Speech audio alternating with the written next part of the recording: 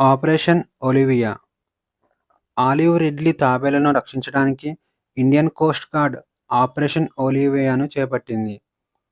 Operation ఒలివియాను మొదటిసారిగా 1980వ సంవత్సరంలో ప్రారంభించారు. ప్రతి సంవత్సరం నవంబర్ నుంచి మే వరకు ఈ ఆపరేషన్‌ను నిర్వహిస్తారు. సమాజ భాగస్వామ్యాన్ని పెంచడం మరియు ఎన్‌జీఓలతో సహకారాన్ని ప్రోత్సహించడం లక్ష్యంగా పెట్టుకుంది. తాబేలు మినహాయింపు పరికరాలను ఉపయోగించి ఫిషింగ్ పద్ధతులను ప్రోత్సహించారు.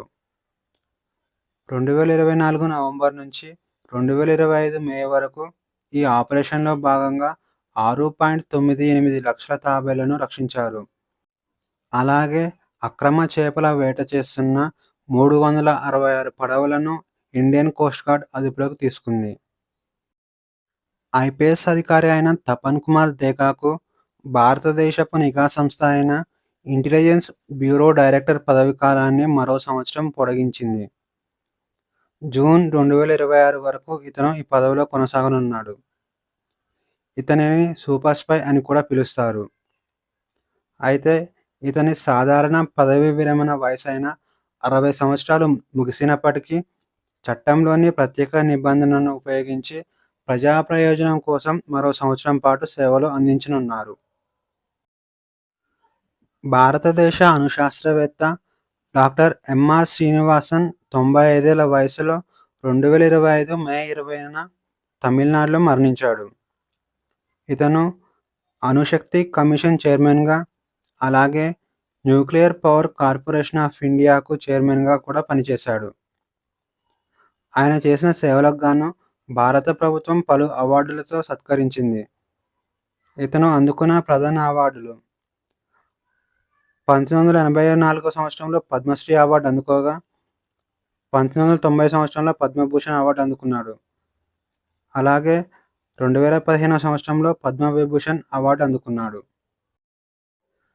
సాగర్ మే సమ్మాన్ సముద్ర రంగంలో మహిళల భాగస్వామ్యాన్ని పెంపొందించడానికి భారత ప్రభుత్వం సాగర్ మే సమ్మాన్ కార్యక్రమాన్ని ప్రారంభించింది.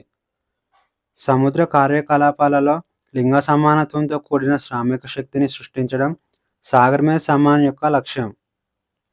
2014 నుండి భారతదేశంలో మహిళా నావికుల సంఖ్య పెరిగింది. 2014లో 341 మంది మహిళా నావికులు ఉండగా, 2024 సంవత్సరంలో ఆ సంఖ్య 2557కి పెరిగింది. అంతేకాకుండా 2030 నాటికి సాంకేతిక సముద్ర పాత్రలో 12% మహిళా ప్రాతినిధ్యం వహించేలా ఈ కార్యక్రమం లక్ష్యంగా పెట్టుకుంది. ఇక ఈరోజు క్వశ్చన్స్ వచ్చేసి, ఇందిరా సౌర గిరిజన వికాసం పథకాన్ని ఏ రాష్ట్ర ప్రభుత్వం ప్రారంభించింది?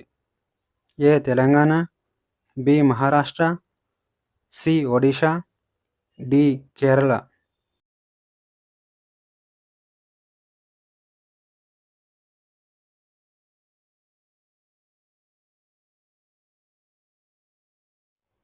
ఆన్సర్ వచ్చేసి ఆప్షన్ ఏ తెలంగాణ. ఏ చట్టాన్ని సవరించడం ద్వారా ఓవర్సీస్ సిటిజన్షిప్ ఆఫ్ ఇండియా పథకాన్ని ప్రవేశపెట్టారు?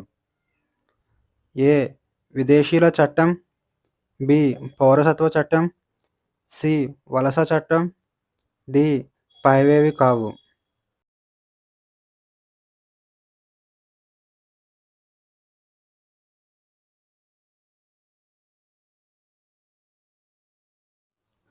ఆన్సర్ వచ్చేసి ఆప్షన్ బి పౌరసత్వ చట్టం. ఉదంటి సీతా నది టైగర్ రిజర్వ్ ఏ రాష్ట్రంలో ఉంది? ఏ Karnataka, B Gujarat, C Chhattisgarh, D Madhya Pradesh.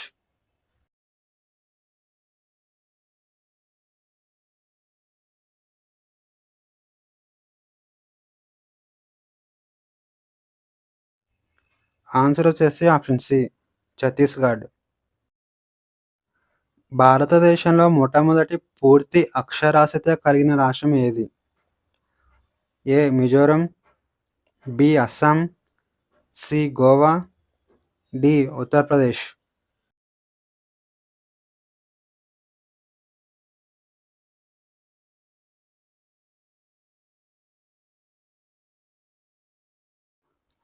Answer వచ్చేసి ఆప్షన్ ఏ మిజోరం.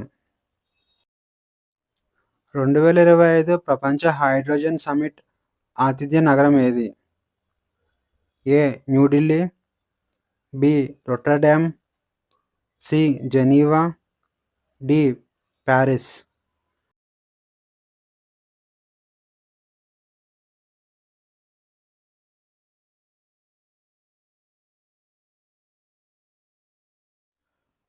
ఆన్సర్ వచ్చేసి ఆప్షన్ బి రోటర్డామ్.